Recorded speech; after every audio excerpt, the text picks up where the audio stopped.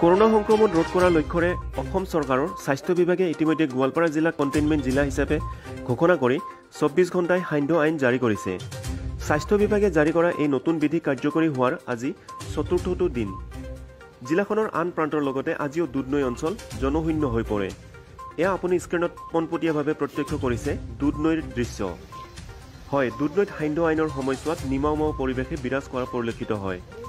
আনহাতে সান্ধ্য আইনৰ সময়ছোৱাত কোনো লোকে যাতে বিনা কাৰণত সান্ধ্য আইন ভংগ কৰিব নোৱাৰে তাৰ বাবে এনেদৰে দুধনৈ চাৰিআলিত আৰক্ষীয়ে টহল দিয়া পৰিলক্ষিত হয়।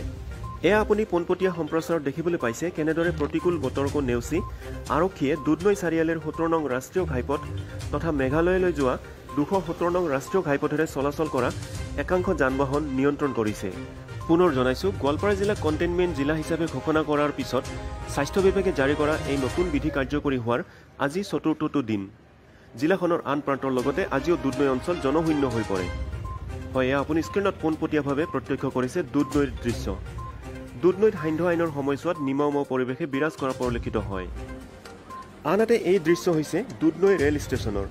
সদা ব্যস্ত হৈ থকা তথা যাত্ৰীয়ে ভিৰ কৰি থকা দুধনৈ ৰেল ষ্টেচনতো সান্ধ্য আইনৰ সময়ছোৱাত এক নিমাওমাও পৰিৱেশে বিৰাজ কৰা পৰিলক্ষিত হয়। লোকেল ট্ৰেইনসমূহৰ চলাচল বন্ধ থকাৰ বাবেই দুধনৈ ৰেল ষ্টেচনত এনে পৰিৱেশে বিৰাজ কৰিছে। পুনৰ জনাইছো, গোৱালপাৰা জিলা কন্টেইনমেন্ট জিলা হিচাপে ঘোষণাৰে 24 ঘণ্টায় সান্ধ্য আইন জাৰি কৰাৰ পিছত ব্যাপক প্ৰভাৱ পৰা পৰিলক্ষিত হৈছে দুধনৈ ৰেল ষ্টেচনতো। সদা ব্যস্ত হৈ থকা দুধনৈ ৰেল ষ্টেচনত এতিয়া এক প্ৰকাৰ জনশূন্য হৈ পৰিছে।